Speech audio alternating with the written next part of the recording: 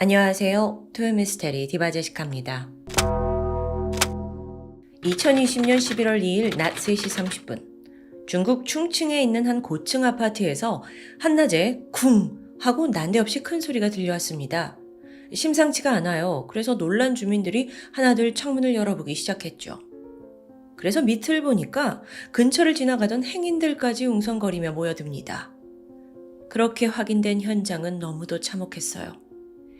아파트 화단 바닥에 2살짜리 여자아이와 1살 남자아이가 쓰러져 있는 겁니다. 이들은 무려 15층 높이의 아파트에서 이 바닥으로 추락해버린 겁니다. 잠시 후 서둘러 모습을 드러낸 사람은 두 아이들의 아버지 장보입니다. 바닥에 주저앉아서 오열하면서 믿기 힘든 현실을 부정하는 듯 했죠. 아버지가 설명하길 자기가 잠깐 낮잠에 든 사이에 두 아이가 실수로 추락을 한 것 같다며 크게 자책을 해요. 당시 그의 모습은 경찰이 오기 전에 시민들에 의해서 촬영이 되었습니다.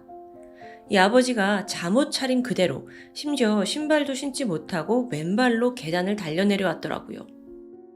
막 울부짖으면서 이 아이들을 향해 달려가는데 이때 옆에 있던 이웃들이 혹시 아이들이 더 다칠까봐 그를 저지하고 있었습니다. 구조대가 도착합니다. 하지만 한 아이는 현장에서 즉사 판정을 받았고요. 천만다행으로 다른 아이는 아직 숨이 붙어 있었어요. 아버지가 아이 끌어안고 구급차에 올랐죠. 하지만 그 아이마저 병원에 도착해선 숨을 거두고 맙니다. 뒤늦게 사고 소식을 듣고 정신없이 친엄마 천메이린이 달려왔습니다. 두 아이가 죽었다라는 이 말도 안 되는 소식을 듣고서 망연자실했어요. 아니, 한 명도 아니라 두 아이 모두를 잃었으니까요. 사실 이들 부부는요, 최근 이혼을 했습니다. 그 중에 큰딸은 엄마가 데려갔고 둘째 아들은 6살이 될 때까지 남편이 키우기로 되어 있었어요.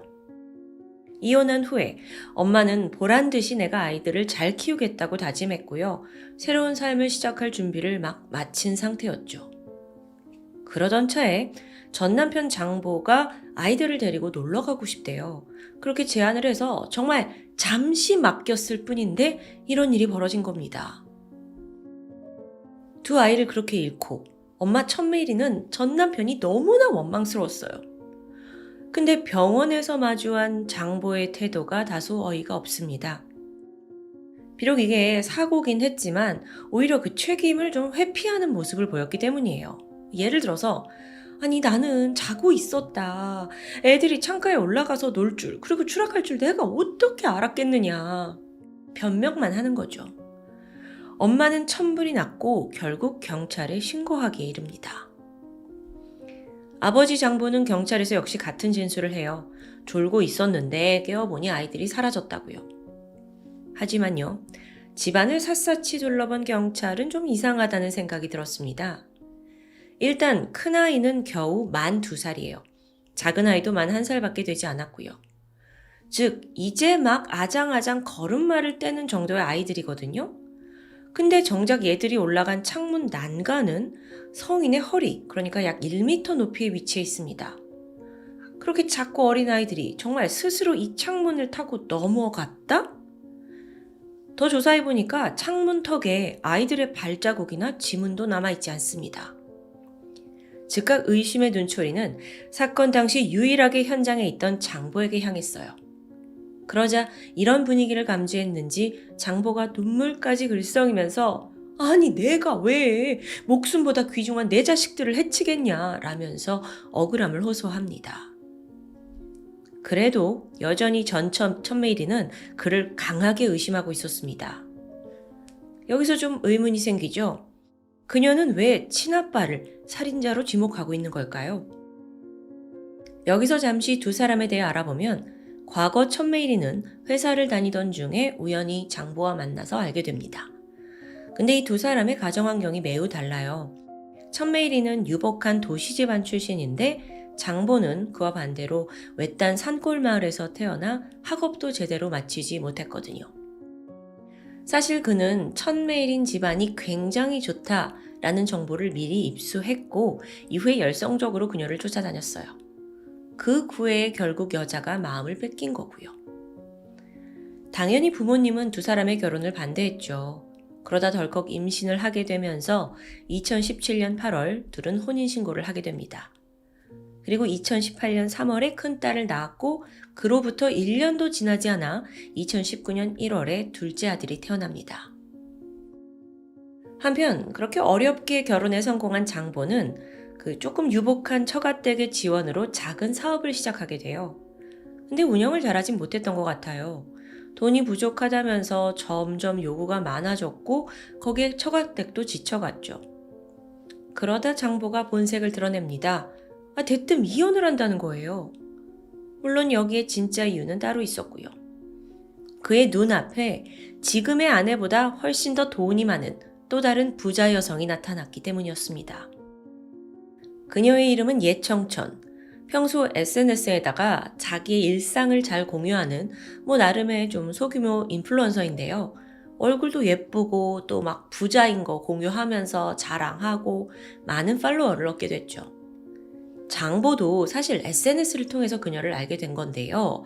적극적으로 자기가 막 예청천한테 댓글 달고 어필했고 어느덧 시간이 지나 DM을 주고받는 사이로 발전합니다. 그렇게 둘이 서서히 가까워지고 있었어요.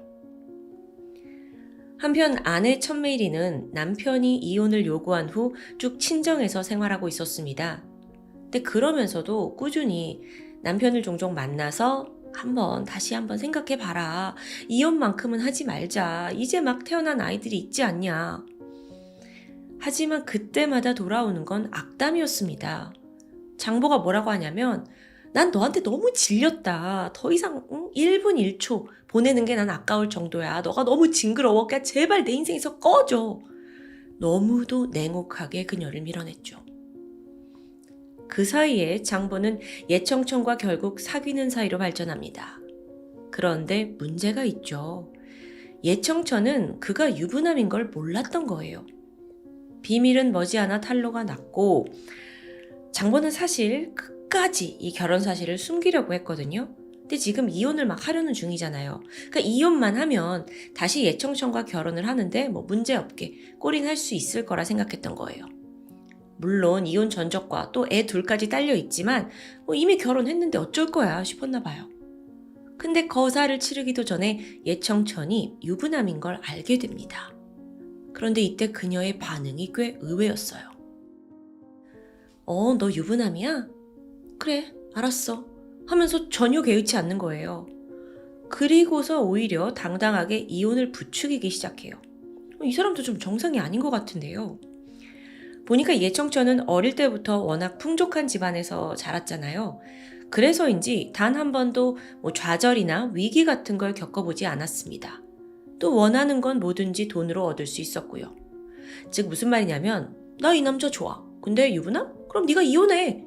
이런 것 같아요. 약간 거만한 태도죠. 한 가정을 무너뜨리게 하는 아주 중대한 결정인데. 하지만 장보 입장에선 와 이거 웬 떡이야 싶은 거예요. 그래서 더 빠르게 천메이린과의 이혼을 진행했고 그렇게 서류에 도장을 찍은 지 얼마 지나지 않아 두 자녀가 아파트에서 추락해서 사망한 겁니다. 이쯤 되니까 여러분도 왜 엄마가 남편을 의심하고 있는지 좀 이해가 되실 것 같아요.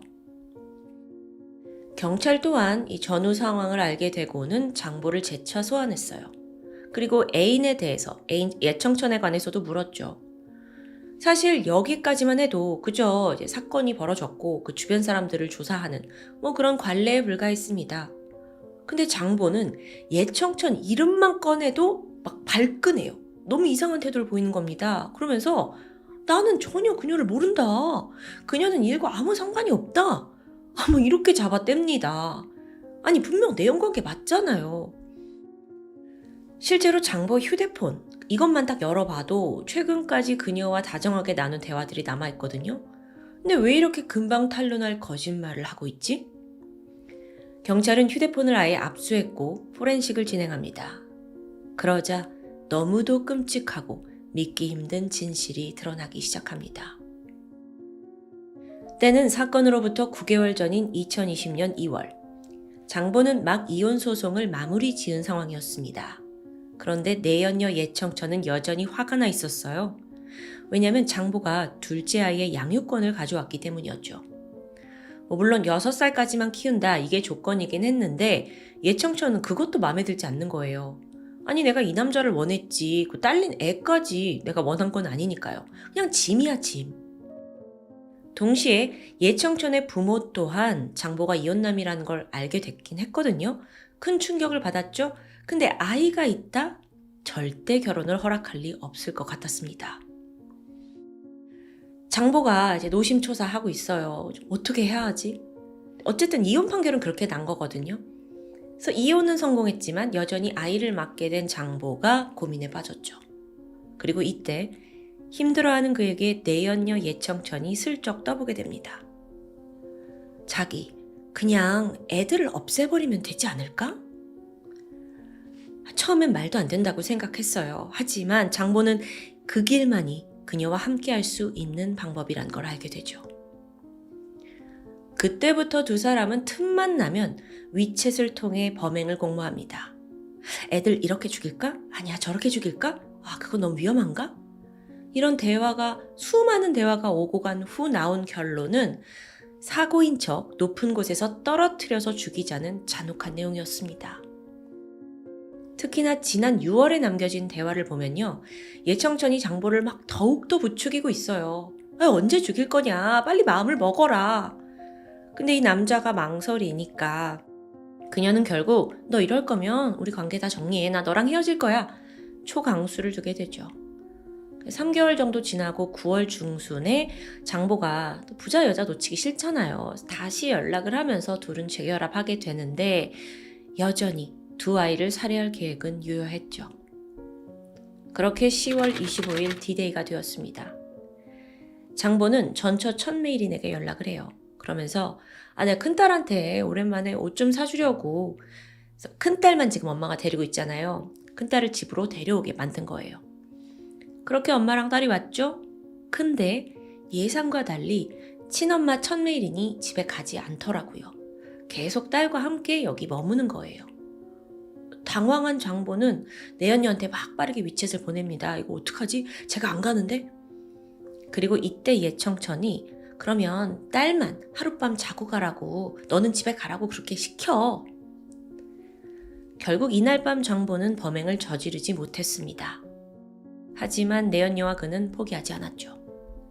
일주일 뒤인 11월 1일 또 전처한테 나 딸이 너무 보고 싶다. 집에 좀 데려와라. 나는 시간을 좀 보내고 싶다. 아들하고도 같이 놀게 하자 한 거예요.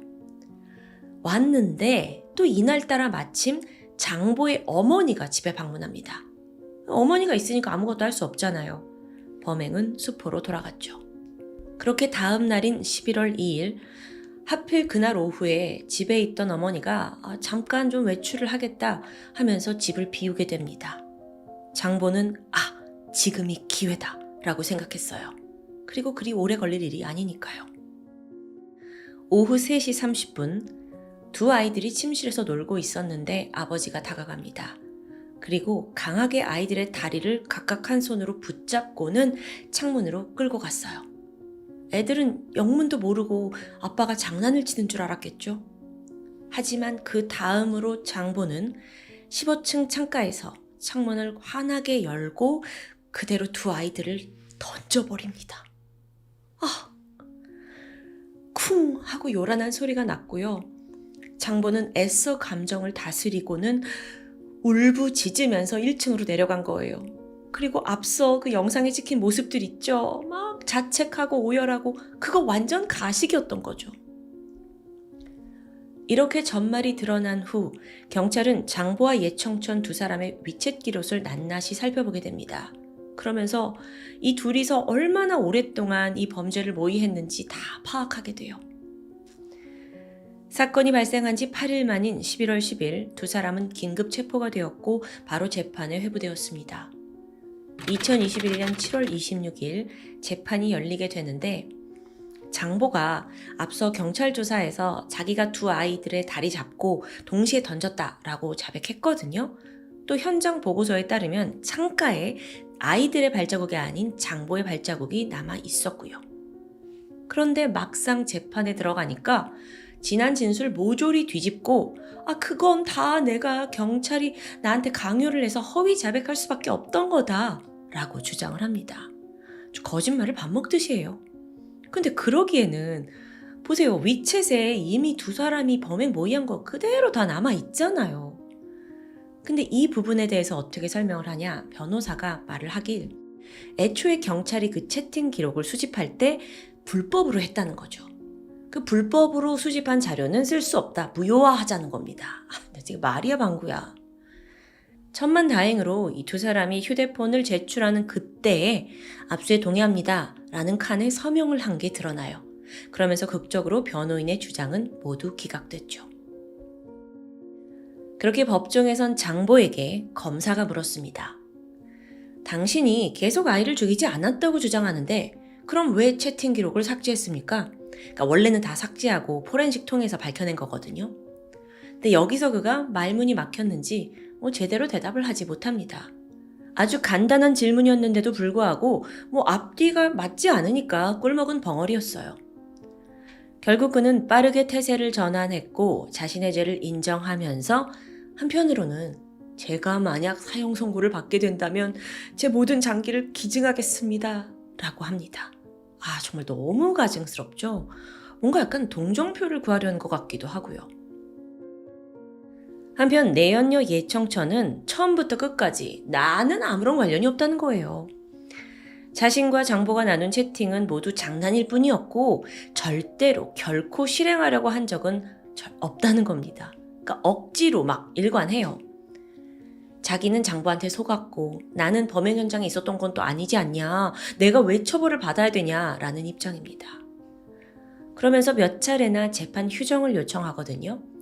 오죽하면 보다 못한 재판장이 더 이상 당신 시간 낭비하지 마세요 라면서 주의를 주기도 했고요. 결국 12월 28일 두 사람에게 1심 판결이 내려지는데 그건 바로 사형이었습니다. 예청천은 두 아이를 죽일 의도로 계속해서 살인을 부추긴 죄, 또 장보는 아비로서 직접 친자녀를 살해한 죄가 인정된 겁니다. 근데 둘이 형이 무겁다면서 항소 제기했거든요. 기각되고 원심은 그대로 유지되었죠. 법원은 이들의 동기와 방법이 극악무도하고 또 사회적 영향이 극심하다면서 엄중한 처벌을 내리게 됩니다. 이에 따라 지금으로부터 몇 개월 전인 2024년 1월 31일에 장보와 예청천의 사형이 아주 빠르게 진행되었습니다. 두 아기는 이제 더 이상 세상에 존재하지 않습니다. 한순간에 두 자식을 모두 잃게 된 어머니 천메이리. 그녀는 사형이 집행되던 그날 참아왔던 울음을 터뜨렸습니다. 그리고 남매의 유골이 안치된 충칭의 한 사원을 방문해서 아이들에게 이 소식을 알렸다고 해요. 이때 그녀가 죽은 자식들에게 남긴 말은 얘들아, 이제 안심해. 어쩌면 그녀는 범인들에 대한 원망보다 자기 자식을 지키지 못했다는 그 후회 속에 사는 듯합니다. 그게 더 마음이 아프네요. 친아버지의 눈먼 욕망과 내연녀의 부추김에 너무도 허무하게 세상을 떠난 두 아이들. 현재 있는 그곳에서나마 고통 없이 평안한 안식을 취할 수 있길 바라고 있습니다. 지금까지 토요미스테리 디바제시카였습니다. 안녕하세요. 토요미스테리 디바제시카입니다. 도와주세요. 저희 남편이 지금 피를 흘리고 쓰러졌어요. 2017년 8월 16일 미국 콜로라도주 북부에 있는 작은 도시 그릴리의 소방서로 한 여성의 구조 요청이 접수됩니다. 즉각 현장에 도착한 구조대원과 경찰은 집 앞 계단에 앉아서 울고 있는 신고자를 발견하게 돼요. 그녀의 이름은 켈리 베이커. 상당한 충격에 휩싸인 듯 쉽게 진정되지 않는 모습이었습니다.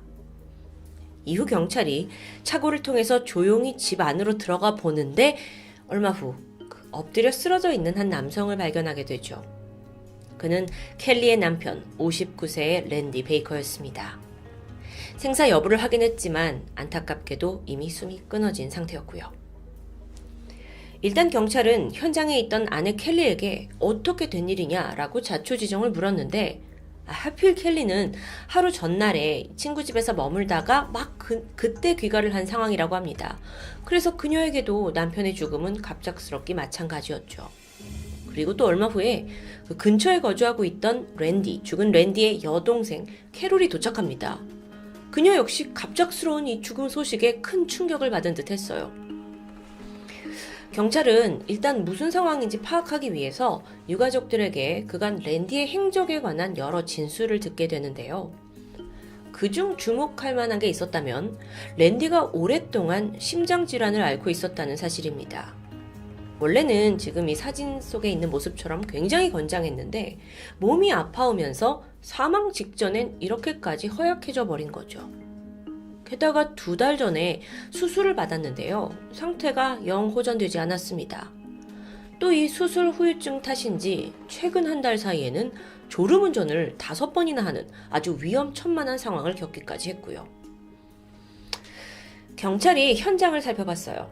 그런데 랜디를 처음 발견했을 때 특이점이 있었는데 주변에 패스트푸드 음료 컵과 또 음식이 든 어떤 비닐봉투가 떨어져 있었다는 점이에요.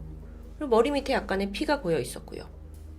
자, 이걸 토대로 일단은 그가 이 패스트푸드 가게에 갔다는 거잖아요. 그래서 경찰이 해당 식당의 CCTV를 찾아내죠. 거기서 랜디의 마지막 행적을 발견할 수 있었습니다.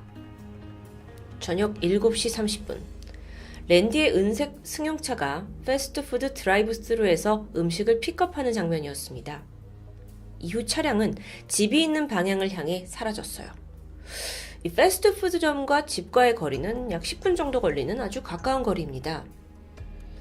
자, 그런데 랜디의 아내가 집에 돌아와서 그를 발견한 건 저녁 8시 30분이에요. 친구 집에 있다가 돌아왔었죠. 자, 그러면 랜디가 음식을 픽업해서 집에 온 7시 한 40분부터 약 50분가량 아내가 발견한 그 시점까지 그 짧은 시간 동안 분명 어떤 사고가 벌어졌다는 걸 의미하겠죠. 이때 경찰이 추정을 하건대 랜디가 지병이 있었으니까 집에 들어선 순간 갑작스러운 심장마비가 와서 쓰러졌고 하필 그 과정에서 바닥에 머리를 부딪히면서 사망한 게 아닌가라고 추정했습니다. 현장에 출동했던 검시관 역시 사고사일 수 있다라는 거에 동의했고요. 그렇게 랜디의 죽음이 마무리되는 듯 했죠. 하지만 사건 발생 이틀 후인 8월 18일 경찰서로 랜디의 부검 감정서가 도착합니다. 담당 형사가 그걸 본 직후 이 사건은 순식간에 살인사건으로 전환돼요. 그 이유는요. 바로 랜디의 귀와 어깨 뒤편에서 2개의 총상이 발견되었기 때문입니다. 심지어 그 형태가 서로 달라요. 이건 각각 다른 2개의 총에서 발사된 흔적이었죠. 그렇다면 범인이 1명 이상일 수 있다는 걸 의미합니다. 사실 이 사건에서는 총상 외에 또 다른 석연치 않은 부분이 있긴 해요. 뭐냐면 그 랜디가 타고 있던 은색 승용차 있잖아요. 이게 사라졌어요. 어디로 갔는지 모르겠어요. 또 그가 외출할 때 들고 나갔던 지갑과 열쇠, 게다가 평소 즐겨 타던 오토바이까지 사라졌어요.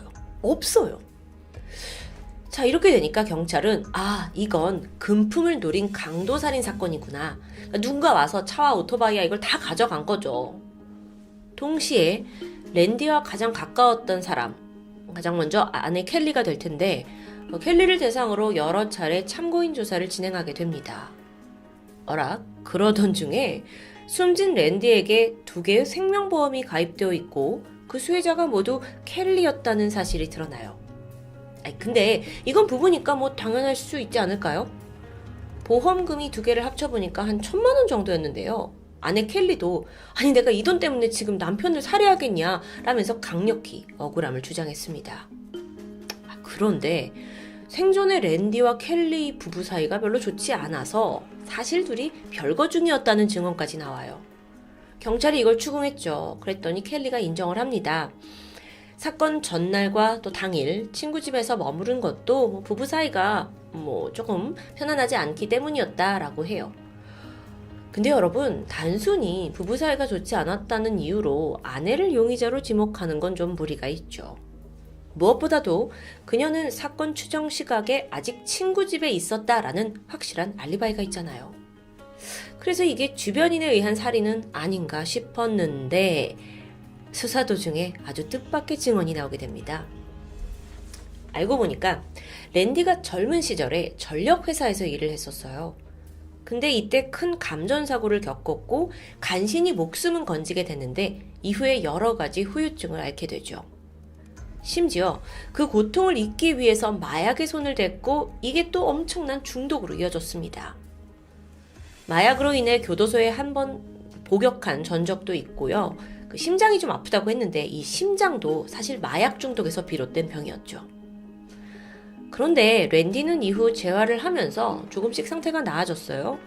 그리고 이제 죽기 전까지는 자기와 같은 중독자들을 위해서 봉사활동도 하고 막 이렇게 건강한 몸과 마음을 되찾고 있었거든요. 실제로 랜디는 오랜 시간 동안 이 지역을 위해 헌신한 어떤 자선가로 알려지면서 평판이 좋은 사람입니다. 그러고 보니까 원한을 가질 만한 사람이 없는 거예요. 하지만 아내와 유가족들의 생각은 달랐습니다. 랜디가 마약을 복용하던 당시 혹은 그 교도소에 있었을 때 뭐 얽히고 설킨 누군가에게 살인을 당했을 수도 있다라는 논리인데요. 여기에 더해 여동생 캐롤도 평소 오빠 주변에 좀 수상한 사람이 맴돌았었다라는 증언을 하게 됩니다. 그래서 경찰이 그 남성을 수소문해보니까 랜디가 마약을 복용하던 때부터 알고 지내던 사람이에요. 여동생 캐롤의 추적에 따르면 아마 이 사람이 우리 오빠한테 마약을 제공하는 브로커일 겁니다 라고 말합니다. 여기에 아내 켈리도 동감을 하면서 이 증언에 힘이 실리게 되죠. 그리고 한 달 뒤 경찰은 아내 켈리를 불렀습니다. 지금 보고 계신 게 실제 모습인데요. 그녀에게 6명의 마약 사범 머그샷을 보여주었죠. 사진들이 쭉 있어요. 자, 켈리가 이걸 보더니 망설임 없이 두 번째 남성 사진을 가리키면서 범인이 확실하다고 말했습니다. 그런데 다음날 경찰이 여동생 캐롤을 또 불러요. 그리고 같은 머그샷을 보여주게 되죠. 실제 장면을 지금 보고 계신데요. 이때 캐롤이 웬일인지 쉽사리 지목을 하지 못하고 머물거리는 듯 했습니다. 팔짱도 막 이렇게 끼고 한참을 있다가 갑자기 경찰한테 내가 기니 할 말이 있다면서 굳은 다짐을 한 듯 것처럼 보였죠. 잠시 후 캐롤이 꺼낸 이야기를 듣자마자 경찰의 얼굴에 미소가 번졌습니다. 그리고는 수갑을 꺼내 들고 말했죠. 당신을 1급 살인 공모와 살인 혐의로 체포합니다. 와, 이 사건. 자, 일단 사건이 있던 8월 16일로부터 5일이 지난 8월 21일로 돌아갑니다. 당시의 경찰은 랜디의 사망 원인이 타살이다 라는 건 확신했어요. 근데 총상을 제외하곤 별다른 증거를 찾지 못해서 난항을 겪고 있었죠. 근데 이때 한 통의 신고 전화가 들어왔습니다. 구석진 도로에 차 한 대가 버려져 있다는 제보였어요. 가서 보니까 그게 바로 그토록 찾아 헤맸던 랜디의 은색 승용차였죠. 보니까 잠겨진 상태인데요. 안엔 이미 깨끗하게 다 청소까지 되어 있어요. 발견을 늦추고자 했는지 번호판은 아예 띄어져 있었고요. 정황으로 봐서 이게 살인범과 연관된 거라고 볼 수도 있겠죠. 그래서 경찰이 즉각 이 차가 도대체 어떻게 해서 여기에 버려지게 됐는지 끈질기게 추적을 하게 되고 여기서 새로운 사실이 드러납니다. 알고 보니까 랜디의 이 차가 살인사건이 발생한 직후에 페이스북을 통해서 중고로 거래가 된 기록이 나온 거예요. 근데 이게 정상적인 거래는 아니었고요. 대포 차량으로 이용이 되다가 어떻게 이렇게 버려진 듯해요. 그래서 경찰이 또 이걸 다 역추적했죠. 그래서 가장 처음에 이 차를 페이스북에 중고로 내놓은 사람을 찾아냅니다. 그 사람이 다름 아닌 랜디의 여동생 캐롤이에요. 캐롤. 아니 분명 오빠가 죽고 이게 도난당한 상태인데 캐롤이 어떻게 차를 구해가지고 판매까지 할 수 있었던 걸까요? 그러면서 경찰의 의심은 여동생 캐롤에게 향하게 돼요. 은밀히 조사를 시작하는데 알고 보니까 이 캐롤이 생전에 오빠와 관계가 아주 좋지 않았다는 걸 밝혀냅니다. 근데 이것만으론 부족했죠. 경찰은 그녀의 문자 기록을 확보했고 유독 눈에 띄는 빈도수로 연락을 주고받은 한 사람을 발견하게 돼요. 2달 동안 무려 이 연락처로 4,500통이라는 수많은 연락을 주고받은 상태였어요. 그래서 내용을 보니까 이 누군가한테 오빠 랜디에 향한 막 증오를 여과 없이 표출하는 겁니다. 그래서 그 문자의 주인공이 누구냐? 바로 오빠의 아내 켈리였죠. 알고 보니까요, 이 두 사람이 지난 20년간 알고 지낸 친한 친구입니다. 서로에 대해 모르는 게 없을 정도로 아주 끈끈해요. 여동생 캐롤은 오래전부터 오빠 랜디와 수차례 갈등을 빚어왔고요. 결국 남매 사이는 파국으로 치달았죠. 사이가 나빠진 계기는 구체적으로 알려져 있지 않은데요. 워낙 어릴 때부터 부딪혀왔다고 합니다. 사이가 좋지 않아요. 서로 막 미워하고 증오해요. 그런데 아내 켈리도 마찬가지였어요. 결국 둘은 랜디라는 공공의 적을 두고 틈만 나면 그를 헌방하고 비난했던 거죠. 근데 또 그 과정에서 켈리가 자신의 불륜 사실을 여동생 캐롤에게 고백하기도 합니다. 그러면서 했던 말이 난 랜디가 죽길 기다리는 것조차 지쳐가. 증오가 결국 살인까지 이어진 걸까요? 사건이 있기 2달 전에 이들은 랜디를 살해하기로 결심합니다. 그리고 계획을 빠르게 진행시켜요. 일단 우리 둘이서 직접 살인을 하는 건 가장 가까운 가족이니까 위험하다고 판단했어요. 그래서 여기에 또 한 명의 가족을 동참시키는데 이게 또 황당합니다. 바로 캐롤의 아들, 즉 랜디의 조카 레이즐리예요. 그러니까 오빠를 죽이기 위해서 자기 아들을 살인자로 만드는 이 캐롤, 이 사람도 정신 상태가 보통이 아닌 거죠. 이게 도를 넘은 겁니다. 그래서 이때 이제 내 남편을 죽여줘라고 부탁했던 켈리가 조카에게 그 살인의 대가로 보험금의 일부와 또 그 랜디가 타고 있던 오토바이를 제시합니다. 그건 너 주겠다고요. 그렇게 거래가 성사돼요. 한편 조카 레이즐리 또한 평범한 사람은 아니었습니다. 살인 미수 혐의로 장기간 교도소에 있었고요. 또 무슨 깽단에 속해 있기도 해요. 이런 막장 인생을 살다 보니까 선뜻 야 너 삼촌 죽일래? 돈 줄고 오토바이 줄게 하니까 하겠다고 동참을 한 거죠. 아, 정말 경찰이 전혀 상상도 못했던 전개였습니다. 그리고 여기까지 파헤친 경찰이 무엇보다도 확실한 직접 증거가 필요하다고 생각하게 돼요. 그리고 아주 은밀한 함정 수사를 진행하게 되죠. 우선 무작위로 뽑아낸 6명의 마약 사범 머그샷을 아내 켈리에게 보여줬습니다. 이 6명은 사건과 전혀 관련이 없는 인물이에요. 자, 그런데 켈리가 이때 2번째 남성을 지목해요. 확실하다고. 다음 날 경찰은 여동생 캐롤을 불러서 같은 머그샷을 보여줬죠. 캐롤은 이미 켈리와 어느 정도 모의를 했을 겁니다. 동일 인물을 찍으라고요. 그런데 이때 경찰은 전날 켈리가 지목한 그 2번째 남성의 사진을 캐롤의 아들인 레이즐리로 대체해 놓은 거예요. 바꿔 놓은 거예요. 그래서 캐롤도 난 그 2번째 남자 찍으면 된다 생각을 해서 딱 머그샷을 봤는데 어라? 내 아들이네? 이게 사진 속 사람이 자기 아들임을 깨달아요. 그러니까 무슨 생각이 드냐면 그러면 어제 켈리도 내 아들을 찍은 거야? 배신감을 느끼게 되죠. 여기에 분노에 휩싸인 그녀는 망설이다가 결국 경찰한테 사건의 일체를 자백하게 된 겁니다. 함정 수사에 제대로 걸려든 거예요. 그렇게 드러난 사건의 전말. 조카 레이즐리는 그날 랜디 집으로 침입했습니다. 아무에게도 들키지 않고 이 집에 들어갈 수 있도록 미리 아내 켈리가 손을 써놨죠. 그리고 랜디가 돌아오자마자 일부러 2자루의 총을 가지고 그를 살해했어요. 경찰 수사에 혼선을 주기 위함이었겠죠. 그렇게 사망을 확인한 후에 그는 랜디의 차를 끌고 도주했고요. 또 안에 있던 지갑과 열쇠는 아내 켈리에게 전달했습니다. 자, 차를 받은 사람이 누구냐? 여동생 캐롤이었어요. 그래서 여동생 캐롤은 중고시장에 말끔하게 처분했죠. 그리고 또 이 레이즐리는 다시 오토바이 좀 주신다고 했잖아요. 그래서 오토바이도 다시 가져가고요. 한편 켈리는 이 남편의 사망보험금을 수령하는데 이게 알고 보니까 단순 몇 천만 원이 아니었어요. 무려 1억 5천만 원이나 되는 거금이었죠. 그러니까 경찰한테 원래 보험금 얼마 되지도 않는다라고 거짓말을 한 겁니다. 그러고 보니까 켈리의 거짓말은 이게 다였을까요?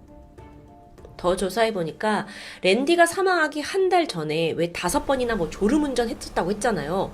이거 역시 다 켈리가 계획한 일이었어요. 랜디를 살해하기 위해서 평소에 그가 마시고 있던 그 스무디에다가 계속 수면제를 타서 살인을 조장했던 거죠. 너무 무서운 아내입니다. 근데 도대체 왜 이렇게까지 남편을 죽이고 싶었던 거냐? 후에 진술에서 그녀가 뭐라고 얘기했냐면, 그러니까 남편이 아프잖아요. 그래서 오랫동안 이 남편의 간병을 하고 나는 거기에 지쳐있다라고 말해요. 그래도 불륜남도 생겼고, 아니 그럼 그냥 너 조용히 떠나면 되지 않냐 라고 했더니, 여기에 대해서 켈리는 내가 다른 남자와 떠나면 랜디가 찾아와서 복수를 할 것 같았고 그래서 죽일 수밖에 없었다 라고 고백합니다. 2018년 5월 법원은 직접 살인을 한 조카 레이즐리에게 1급 살인죄를 물어서 가석방 없는 종신형을 선고했습니다. 또한 아내 켈리, 살인을 공모한 죄로 가석방 없는 종신형에 처해졌고요. 여동생 캐롤에게는 2급 살인죄로 징역 30년형을 판결하면서 이 사건은 마무리되었죠. 여러분, 오늘 사건에서 가장 기억에 남는 부분은 어떤 거였나요? 저희는 사실 좀 이해하기 쉽게 풀어서 듣고 있긴 하지만 여러 가지 조각조각 단서들을 다 퍼즐처럼 맞추면서 날카로운 함정 수사까지 했던 이 경찰의 집념이 저는 가장 기억에 남았습니다. 뿐만 아니라 가장 가까운 가족인 아내와 여동생 그리고 조카까지 모두가 함께 모의한 살인이었다는 씁쓸한 대반전이 기억에 남는데요. 이래서 가장 무서운 건 사람이라고 하나 봅니다. 토요미스테리 디바제시카였습니다.